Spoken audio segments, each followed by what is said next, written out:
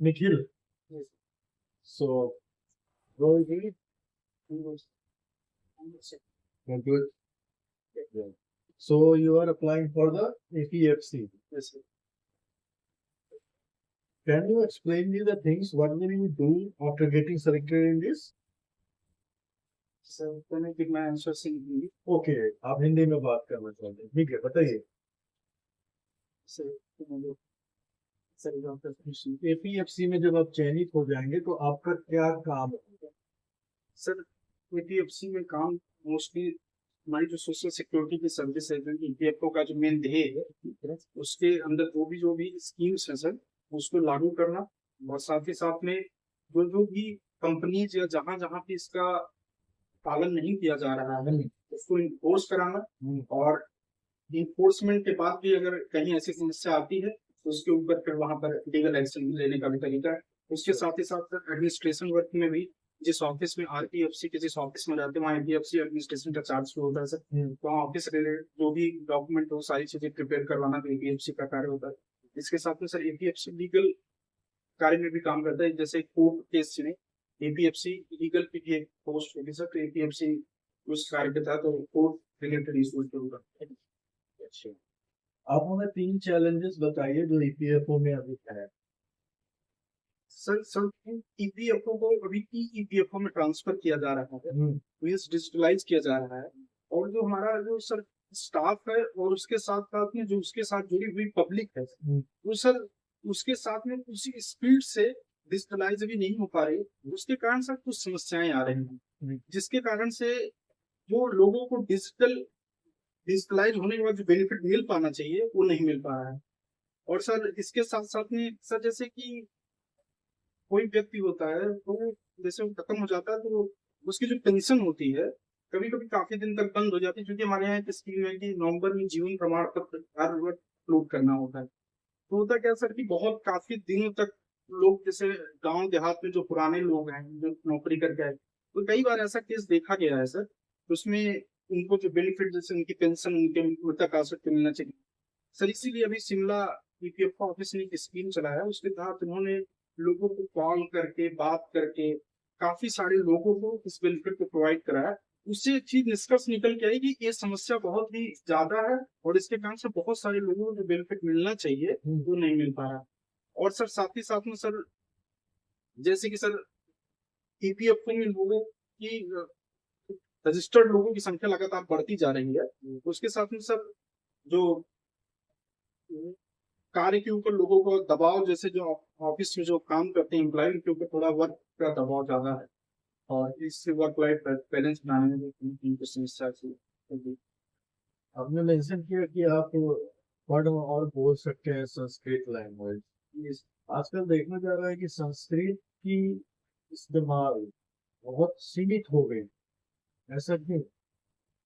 Sir ऐसा हम अपने देश में इस चीज को देख सकते हैं सर कि सर कोई भी चीज जो होती है वो मोस्टली एम्प्लॉयमेंट और मार्केट ड्रिवन तरीके से काम करती है। तो ऐसा देखा गया कि सर संस्कृत लैंग्वेज में जो भी लोग अपना करियर बनाना चाहते हैं उसमें सब उनको जॉब अपॉर्चुनिटीज कम, और इसीलिए सर रिसर्च के क्षेत्र में भी कम लोग जा रहे हैं। लेकिन सर ऐसा नहीं है, विदेशों में सर इसकी डिमांड बहुत ज्यादा है, और सर जर्मनी US इन सब कई यूनिवर्सिटीज में इसके ऊपर बहुत अच्छी रिसर्च होती है और काफी सारे लोग सर इसमें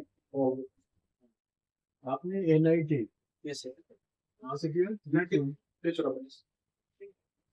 इलेक्ट्रिकल इंजीनियरिंग, जैसे इलेक्ट्रिकल आप NIT में आगे क्यों नहीं गए? मतलब ये कर MTech करते आप इधर क्यों आ गया? सर वहीं से मैंने कैंपस प्लेसमेंट मिला सर, मुझे मैं एडेंटी में जॉब किया सर, लार्सन एंड जॉब किया सर।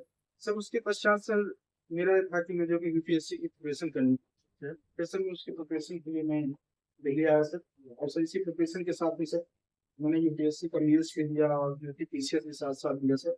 इसमें सर मेरा सिलेक्शन के लिए फॉरेस्ट ऑफिसर जो होगा सर, UPPSC में range forest officer range forest officer. तो अभी आप कहाँ पे पोस्टेड है? सर मैं भी आजमगढ़ पोस्टेड है। आजमगढ़ में काम क्या होता है आपके? सर हमारा sir basically sir range forest officer के कार्य तो सर टाइमिंग है, लेकिन सर पर्टिकुलर हमारी रेंज की मैं बात करूंगा सर, तो सोशल फॉरेस्ट्री की रेंज है। इसमें सर प्लांटेशन का काम होता है, हमारा काम होता है नर्सरी डेवलपमेंट का। इसके साथ में सर जैसे कहीं अगर पोचिंग की घटना अगर पता चलती है, या फिर कहीं लेपर्ड निकल गया या फिर स्नेक निकल गया, उसके रेस्क्यू के लिए हम जाते हैं। इसके साथ साथ में सर इलीगल फिलिंग जो है उसको हमारा रोकने का कार्य होता है। इसके अलावा सर लीगल फिलिंग अगर किसी को कोई पेड़ जैसे किसी को नुकसान पहुंचा रहा है या किसी के घर पे गिरने, उसके भी एक प्रॉपर प्रोसीजर के तहत उसकी परमिशन हम लोगों के द्वारा प्रोवाइड की जाती आप सुबह को खेलना पसंद करते हैं? है। जी सर। ये कहाँ से सीखा? सर एक्चुअली सर मैं जब 12th में था सर, तो मैं घर पे हमारे न्यूज़पेपर आता था, तो उसमें सर पीछे की साइड में सुडोकू आता था। तब से सर मैंने शुरू किया, और सब यूपीएससी के प्रिपरेशन में आया तो सर सुबह न्यूज़पेपर लेने के बाद पहले सुडोकू सॉल्व करता हूँ, उसके बाद से कुछ ऐसा चीज आप हमें बताएं जो आपको लगता है कि हमें जानना चाहिए। सर जैसे मैं फॉरेस्ट में बताना चाहूंगा सर। सर फॉरेस्ट की जॉब में सर जैसे कि जो प्लांटेशन का काम होता है, तो प्लांटेशन का काम जैसे सर देखने में जैसे लगता है कि बहुत ही नॉर्मल सा है कि प्लांटेशन, लेकिन सर उसको सिस्टमेटिक तरीके से उसको कैसे बचा के रखा जाता है वो बहुत रिग्रेस प्रोसेस होता है सर। तो सर उसमें जैसे हम लोग क्या करते हैं, जैसे नर्सरी डेवलपमेंट सर अभी 50 डिग्री सेल्सियस टेम्परेचर चल रहा है, उसके बावजूद भी सर हमारे एम्प्लॉय लगातार उसमें काम कर रहे हैं। और उसमें यह है कि सर हमारे पौधे एक भी मरने नहीं चाहिए, इस पर हमारा पूरा प्रयास होता है। और सर हमारी नर्सरी में 7 लाख पौधे हैं, 3 नर्सरी। तो सर टारगेट होता है पहले तो इनको बचाना, उसके पश्चात टारगेट सर अभी जैसे जुलाई में मंथ में हमारा प्लांटेशन ड्राइव चालू होगी, उसमें हमको इस पौधों को लगाना है। इस लगाने के साथ सर उधर ठंड बहुत तेज होगी, उसके बाद फिर बारिश, इन सब में हम उसको बचाते हुए कंटिन्यूअस रूप में हम बराबर ट्री कवर फॉरेस्ट कवर को बढ़ा रहे हैं। सर जब मैं इस जॉब में नहीं था तो मैं भी यही सोचता था कि प्लांटेशन ड्राइव चल रहा है तो जैसे पेड़ हम घर पे लगाते हैं वैसे, लेकिन सब उसको बचाना। ठीक है। निखिल, इससे आपने तमिलनाडु से अपना उच्चतम से इलेक्ट्रिकल इंजीनियरिंग और अभी आप पोस्ट में उत्तर प्रदेश में। इससे भारत में जो नॉर्थ और साउथ का डिवाइड है इससे वो किस तरीके का है? क्या है, सच में डिवाइड है या फिर ये सब एक न्यूज़पेपर की घटना है? सर मैं वहां पर 4 साल रहा हूँ और मैं अपने अनुभव से बता सकता हूँ सर, डिवाइड जो है मोस्टली न्यूज़पेपर और न्यूज चैनलों पे, वास्तव में ऐसा ग्राउंड पे बहुत माइन्यूट बोल सकते हैं सर, उसके पॉइंट में परसेंटेज में नहीं बोल सकते, क्योंकि सर इन 4 सालों में ऐसा कहीं भी नहीं किया। और और ऐसा डिवाइड सर पूर्व में रहा होगा, लेकिन अभी तो मुझे ऐसा चीज कहीं दिखी नहीं। तो सामाजिक सुरक्षा से आप क्या समझते हैं? सर सामाजिक सुरक्षा से तात्पर्य किसी भी व्यक्ति की शिक्षा, स्वास्थ्य और और उसके अलावा सर उसकी आवश्यकताएं जो होती हैं उसको चलाने के लिए जो भी चीजें सरकार के द्वारा किसी के द्वारा प्रोवाइड की जाए, उसे सामाजिक सुरक्षा। तो सरकार क्यों प्रोवाइड करेगी किसी को सामाजिक सुरक्षा? सर जैसे कि हमारे संविधान में लिखा गया है कि हमारा सरकार का नाम लोक कल्याणकारी राज्य बनाने का है, तो उसके तहत सरकार इस विषय पे कार्य करती है और तरह तरह के तरीकों से समाज सुरक्षा करवाते हैं। आपके अकॉर्डिंग कौन सी जगह ज्यादा सामाजिक सुरक्षित है? तमिलनाडु में त्रिचुपली या जो आपका गांव है, आपके शहर है? सर सुरक्षा दोनों जगह है, लेकिन सर इस तरीके से जैसे मैंने वहां पर भी विकसित किया है, तो जैसे पॉवर्टी का लेवल वहां पर कम है, लोग वहां पर सर वहाँ एक यूनिक चीज जो है, जैसे सामाजिक सुरक्षा में सर महिलाओं की बात की जाती है, वहां पर महिलाएं हर जगह हर काम में, जैसे सर वहाँ के शॉप्स पे आपको 80% से ज्यादा महिलाएं दिखेंगी।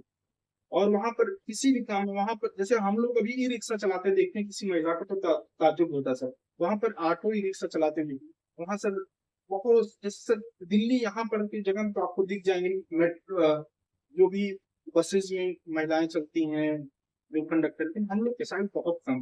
लेकिन तमिलनाडु में त्रिचुरापल्ली में इस सब चीजों को डिवाइड नहीं किया।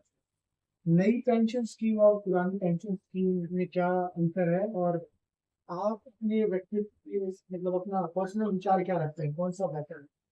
सर नई pension scheme mostly employer employee के कंट्रीब्यूशन से चलती है, और जो पुरानी पेंशन स्कीम में सर सरकार उसके पार्टिसिपेट करते थे।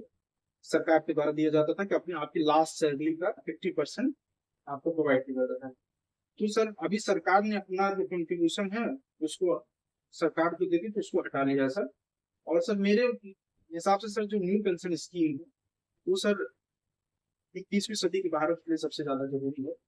उसका सर मुख्य उद्देश्य सर सरकार को इंफ्रास्ट्रक्चर डेवलपमेंट के लिए फंड चाहिए होता है। और इंफ्रास्ट्रक्चर डेवलपमेंट के लिए जब जाएगी सरकार तो सर जॉब क्रिएट होगी तो सर लोगों को एम्प्लॉयमेंट मिलेगा सर, तो गरीबी स्तर से ऊपर आ जाएंगे, तो सरकार के ऊपर जो दबाव है वो कम होता चला जाएगा और इससे सर लोग जो है पॉवर्टी लाइन से ऊपर आ जाएंगे। आप पब्लिक सर्विस में जाना चाहते हैं, आप सामाजिक सुरक्षा बढ़ाना चाहते हैं, बार बार एक टर्म आता है, बाद में एक कॉन्सेप्ट बाद में आता है कि हमें यूनिवर्सल बेसिक इनकम दे देनी चाहिए, इसके बजाय कि हम बहुत सारी सब्सिडीज देते हैं।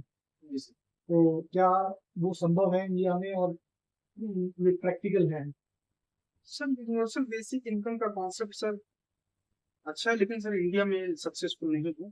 उसका reason sir universal basic income provide करने के बाद उसकी सर मॉनिटरिंग कोई नहीं कर पाएगा कि उसकी मंथली में पैसा कहाँ खर्च किया जा रहा है, कैसे। जैसे सरकार अभी कोई काम करती है तो आपको बेनिफिट प्रोवाइड करती है, आपको घर देती है या आपको शौचालय देती है या आपको एजुकेशन सिस्टम में एमएसएमई में आपको लोन देती है, लेकिन सर इसमें सरकार मॉनिटर नहीं कर पाएगा और इसके कारण सरकार के ऊपर से वित्तीय दबाव बहुत ज्यादा आएगा और सर जिसके कारण हमारा फिस्कल डिफिसिट बढ़ेगा और हमारी इकोनॉमिक ग्रोथ प्रभावित। गिग वर्कर जो है, गिग वर्कर्स, उनके लिए क्या सोशल सिक्योरिटी है और क्या वो किसी लॉ के अंदर आते हैं? सर गिग वर्कर के लिए सर सोशल सिक्योरिटी का कॉन्सेप्ट तो सर मुझे याद है नहीं है, लेकिन सर उसके साथ में मिनिमम वेज का जो कॉन्सेप्ट है वो सर उनके लिए लागू। तो सोशल सिक्योरिटी कोई नहीं है गिग वर्कर्स को? Sorry sir. अच्छा, आप मसाला बॉन्ड्स के बारे में क्या जानते हैं? सर मसाला बॉन्ड आईएफसी द्वारा निकाला गया था सर। ये मोस्टली होता है सर इंडियन रुपीज में विदेशों में निकाला गया बॉन्ड होता है। अगर जो वर्ल्ड बैंक की जो 5 संस्थाएं सर है उसमें आईएफसी जो है उसने सर ये वाला बॉन्ड निकाला था। नेगेटिव यील्ड बॉन्ड से आप क्या समझते हैं? सर बॉन्ड यील्ड जो होती है सर वो यूनिवर्सली प्रोपोर्शनल होती है सर, परसेंटेज जो हम बॉन्ड पे रेट देते हैं सर। तो निगेटिव यील्ड मतलब हमारा उससे बॉन्ड जो है उससे जो हमारा आउटपुट आ रहा है वो कम आ रहा है। और ऐसा क्यों होता है? ऐसा सर इसलिए होता है कि जैसे ही जो बॉन्ड का परसेंटेज है, इंटरेस्ट रेट है सर, वो जैसे सर बढ़ा दिया जाता है यील्ड कम।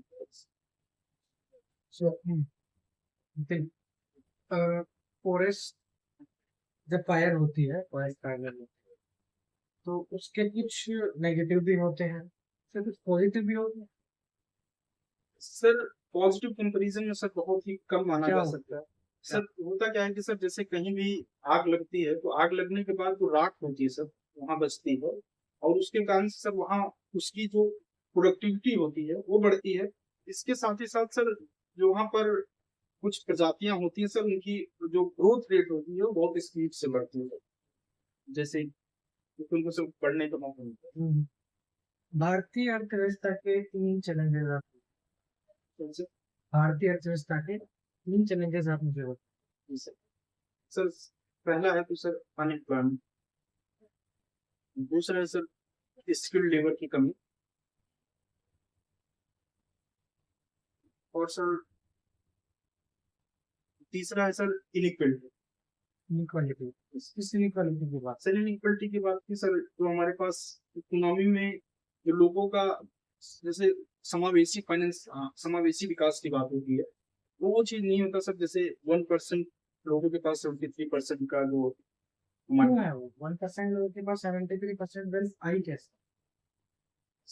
सर मोस्टली सब क्या हुआ कि सर शुरू से जो हमारे यहाँ एग्रीकल्चर सेक्टर में सर अगर देखना शुरू किए तो पहले जमींदारी प्रथा थी सर। तो जमींदारी प्रथा थी तो लोगों के पास बहुत ज्यादा जमीन होती थी, खासकर सर बिहार में अभी भी देखा जा सकता है।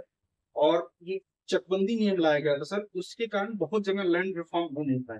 तो जिसके पास ज्यादा लैंड थी सर, उनके पास उससे आउटपुट ज्यादा जनरेट हुआ सर। तो वही आज के करोड़पति यहाँ पे कहना चाहते हैं। नहीं सर, वो नहीं, उसके साथ में सर जैसे एजुकेशन सर, पॉवर्टी बहुत जगह अच्छे तरीके से व्याप्त थी, जैसे कि हमारे यहाँ, तो लोग पॉवर्टी के विश्व साइकिल में फंसे रह गए, वो एजुकेशन सेक्टर में नहीं जा पाए। तो सर एजुकेशन नहीं मिला, तो इसके कारण से उनकी पीढ़ी दर पीढ़ी उसी में फंसी रह गई, तो सर वो लोअर स्टेटा में रह गए थे, तो उसके कारण से। ये तो हो गई आर्थिक इनइक्वालिटी। सामाजिक इनइक्वालिटी क्या हो सकती सर आर्थिक इनइक्वालिटी प्रोपोर्शनेट करती है सामाजिक इनइक्वालिटी की तरफ।